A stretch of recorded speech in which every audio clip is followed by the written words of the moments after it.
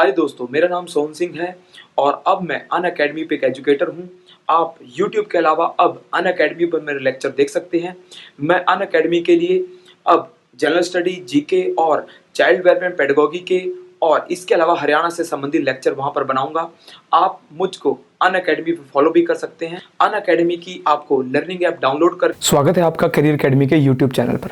तो आज की क्लास में मैं आपको हरियाणा में नायब तहसीलदार के एग्ज़ाम यानी नायब तहसीलदार एग्ज़ाम 2018 के बारे में, इसके एग्ज़ाम पैटर्न और मुख्य रूप से इसके एग्ज़ाम की तैयारी के बारे में कुछ चीज़ें बताऊंगा।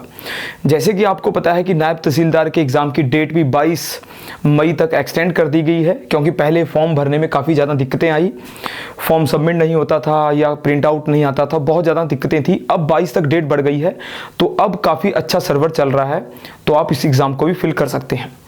तो नायब तहसीलदार का एग्ज़ाम जो है काफ़ी इंपॉर्टेंट है हमारे लिए। ये एग्ज़ाम 3 बार एडवर्टाइज हुआ है, 2013 हो गया, फिर 15 हो गया, अब 2018, और उम्मीद है सरकार द्वारा कि ये 2018 में इसकी जो भर्ती है, इसका एग्ज़ाम है, रिक्रूटमेंट है, वो पूरी होगी। तो इसके एग्ज़ाम पैटर्न के बारे में देख लेते हैं जो HPSC ने बताया है।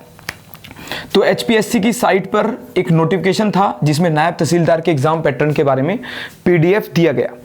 तो उसके हिसाब से हम बताते हैं कि इसके एग्ज़ाम में इन्होंने HCS का फॉर्मेट, यानी आप याद रखना HCS और नायब तहसीलदार के एग्ज़ाम फॉर्मेट अलग हैं। यानी HCS में कुछ और तरीके के एग्ज़ाम आता है, जबकि नायब तहसीलदार के लिए अलग से बताया इन्होंने कि अलग एग्ज़ाम आएगा। तो HCS में प्री, मेंस, इंटरव्यू होते हैं, यानी 3 स्टेप होते हैं, प्री, मेंस और इंटरव्यू। जबकि नायब तहसीलदार में 2 स्टेप हैं, यानी यहाँ पर 2 स्टेप आएंगे हमारे लिए सिलेक्शन के लिए। पहला जो टेस्ट होगा, यानी हमारा रिटन एग्ज़ाम दिया है इन्होंने कि रिटन एग्ज़ाम होगा हमारा। ये रिटन एग्ज़ाम 2 भागों में होगा, ऑब्जेक्टिव भी होगा और दूसरा सब्जेक्टिव होगा। यानी ऑब्जेक्टिव और सब्जेक्टिव 2 पार्ट में होगा। ऑब्जेक्टिव एग्जाम जो है पहला पार्ट हो सकता है और सब्जेक्टिव दूसरा पार्ट होगा।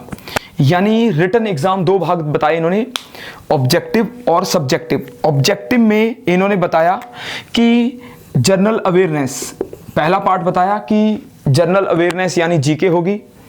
अब इन्होंने डिफाइन नहीं किया कि जीके है, जनरल अवेयरनेस है, हरियाणा जीके है, नहीं है। फिर भी हम एग्ज़ाम के पुराने पेपर के हिसाब से या पुराने पैटर्न के हिसाब से देखें तो जीके में हरियाणा जीके भी आती है, नेशनल जीके, वर्ल्ड जीके, सब कुछ आता है। तो जनरल अवेयरनेस लिखने का मतलब ये नहीं हो सकता कि करंट अफेयर आएगा या बैंकिंग वाला जनरल अवेयरनेस आएगा। तो जनरल अवेयरनेस में करंट अफेयर ज़्यादा होता है, जबकि जीके में स्टैटिक जीके ज़्यादा होती है, हिस्ट्री ज्योग्राफी ज़्यादा होती है। तो जनरल अवेयरनेस का मतलब हम मानेंगे कि इसमें जीके भी आएगी, हरियाणा जीके भी आएगी, यानी ब्रॉड जीके आएगी। अब एक और चीज़ इन्होंने दी कि इन्होंने ये नहीं बताया कि जीके कितने क्वेश्चन आएंगे, यानी ये नहीं बताया तो कितने क्वेश्चन आएंगे। अब हम पहले के एग्जाम देखते हैं, उनमें देखते हैं कि जीके के 80, 90, 100 तक क्वेश्चन आए हुए हैं। HCS का पुराना पेपर जो है उसमें 100 के 100 क्वेश्चन जीके के थे। अब नायब तहसीलदार के एग्जाम में पहले जो 2011-12 तक एग्जाम हुए हैं उनमें भी जीके के क्वेश्चन ज़्यादा आते हैं, यानी 80-90% तक या 80-90 क्वेश्चन तक जीके के आते हैं। तो अब इन्होंने जीके के अलावा मैथ भी दिया है, क्वांट दिया है, रीजनिंग दी है।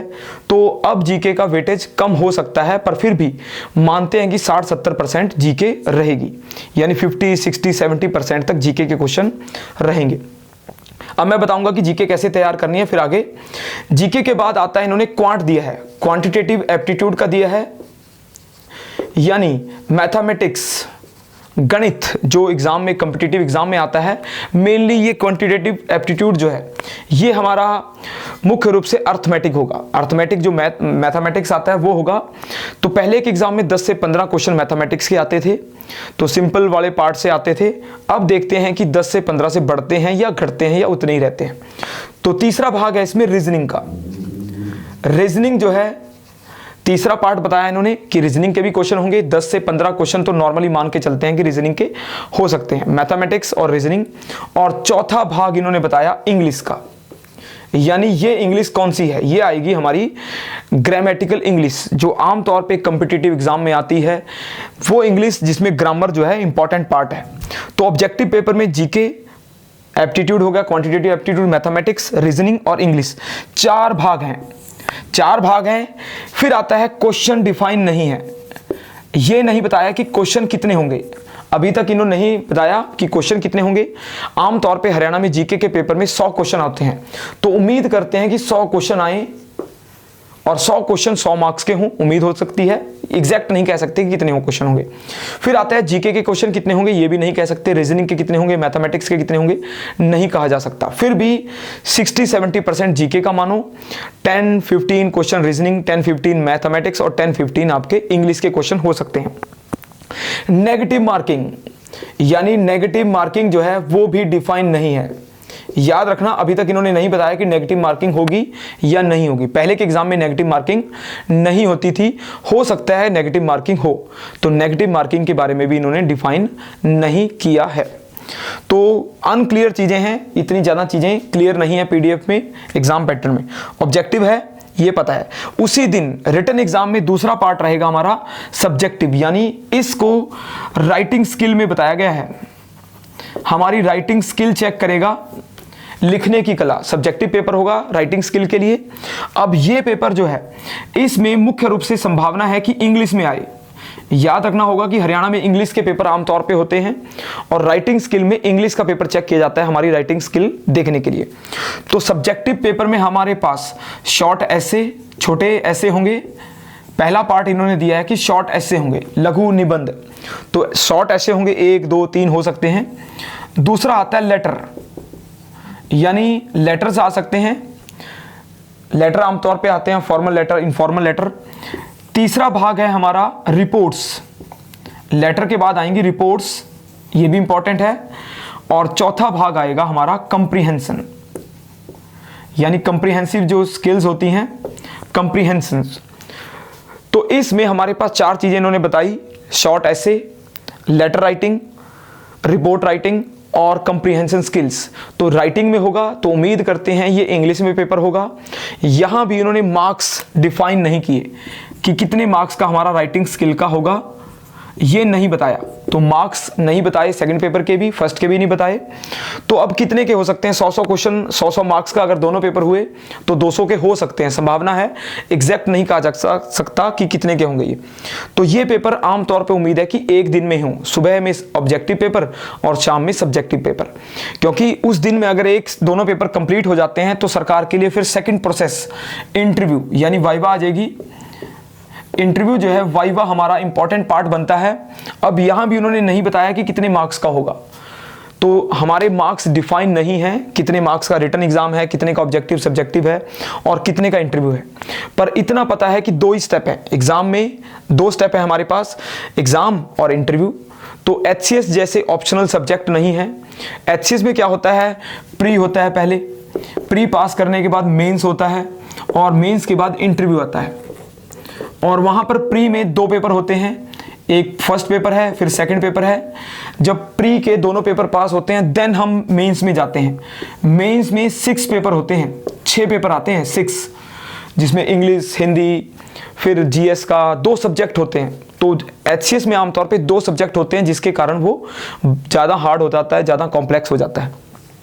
इंटरनेट पे देखते हैं कि बहुत सी सारी साइटों ने नायब तहसीलदार का सिलेबस जो है मेंस HCS के हिसाब से बता रखा है। उन्होंने बताया कि नायब तहसीलदार में प्री होगा, मेंस होगा, इंटरव्यू होगा। तो इसमें ज़्यादा डरने की बात नहीं है, क्योंकि मेंस की संभावना नहीं है, क्योंकि HCS अगर प्रॉपर होता तो मेंस होता। अब ये अलग से निकाला गया है, तो इसका पेपर जो है सिंपल तरीके से होगा और अलग तरीके से होगा। तो यहाँ पर मेंस के 6 पेपर नहीं होंगे, तो मानते हैं मेंस हमारे पास नायब तहसीलदार में नहीं होगा। तो याद रखना है, नायब तहसीलदार के लिए आपको रिटन एग्जाम में ऑब्जेक्टिव, सब्जेक्टिव और इंटरव्यू 3 चीजें मेन हैं। ऑब्जेक्टिव में हमें MCQ बेस्ड क्वेश्चन करने होंगे, सब्जेक्टिव में हमें राइटिंग स्किल पे जोर देना होगा और इंटरव्यू में हमें अपनी कम्युनिकेशन स्किल पे काफी ज्यादा हार्ड जोर देना होगा। अब आता है कि हम इसकी तैयारी कैसे करें।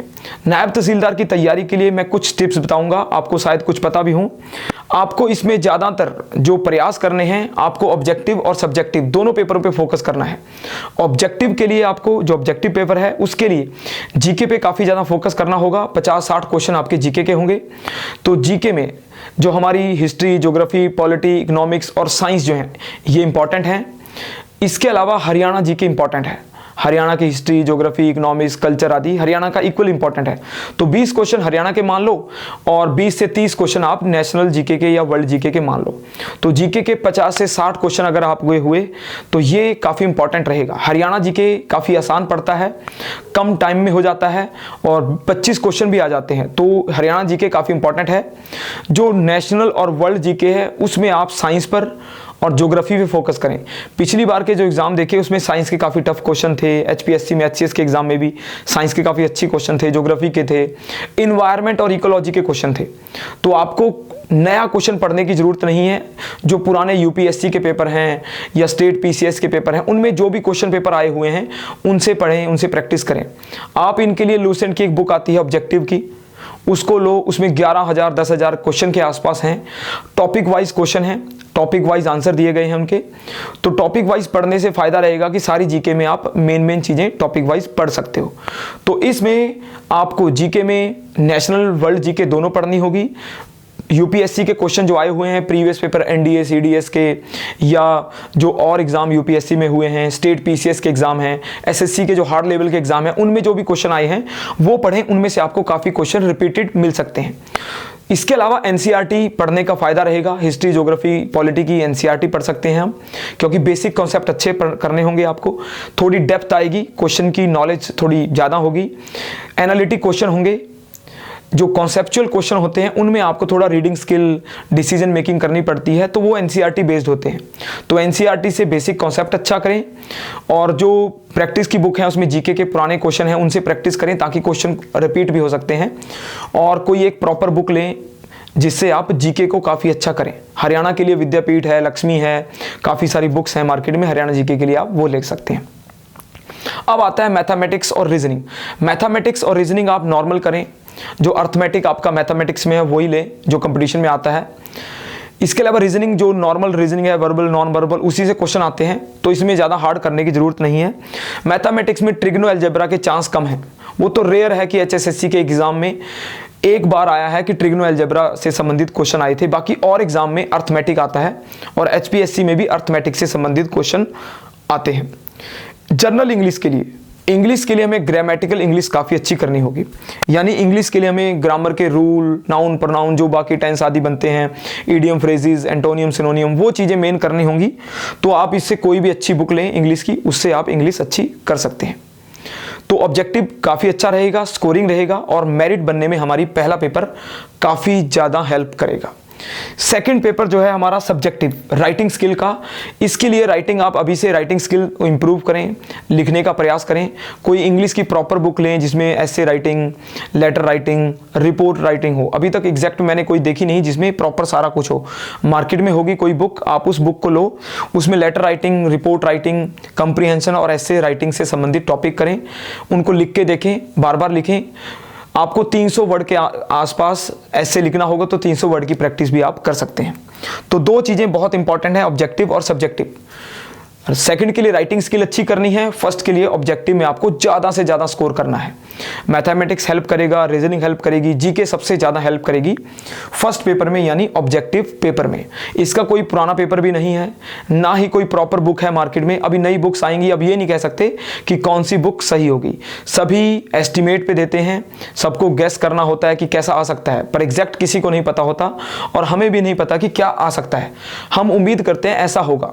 जो एचसीएस के पेपर थे उसमें भी काफ़ी डेप्थ की जीके थी, अच्छे लेवल के क्वेश्चन थे। तो आप एचसीएस का एस्टीमेट लेकर नायब तहसीलदार की तैयारी कर सकते हैं, तो आपका जीके काफ़ी इंप्रूव भी हो जाएगा और आपके एग्जाम में भी काफ़ी हेल्प होगी। प्रैक्टिस ज़्यादा करें, क्वेश्चन ज़्यादा पढ़ें, एनसीईआरटी बेस्ड क्वेश्चन करें, तो आपकी जीके काफ़ी अच्छे लेवल में पहुंच सकती है। और जब आप नायब तहसीलदार के नए पैटर्न के हिसाब से तैयारी करेंगे तो उम्मीद है आपका पेपर बहुत ही अच्छा हो। तो ये लेक्चर मैंने आपका नायब तहसीलदार के एग्जाम पैटर्न के बारे में बनाया। उम्मीद है आपको ये पसंद आया होगा। लाइक करें, सब्सक्राइब करें। धन्यवाद। सब्सक्राइब करें करियर एकेडमी अंबाला के यूट्यूब चैनल को और नई वीडियो, लेटेस्ट वीडियो देखने के लिए बेल आइकन को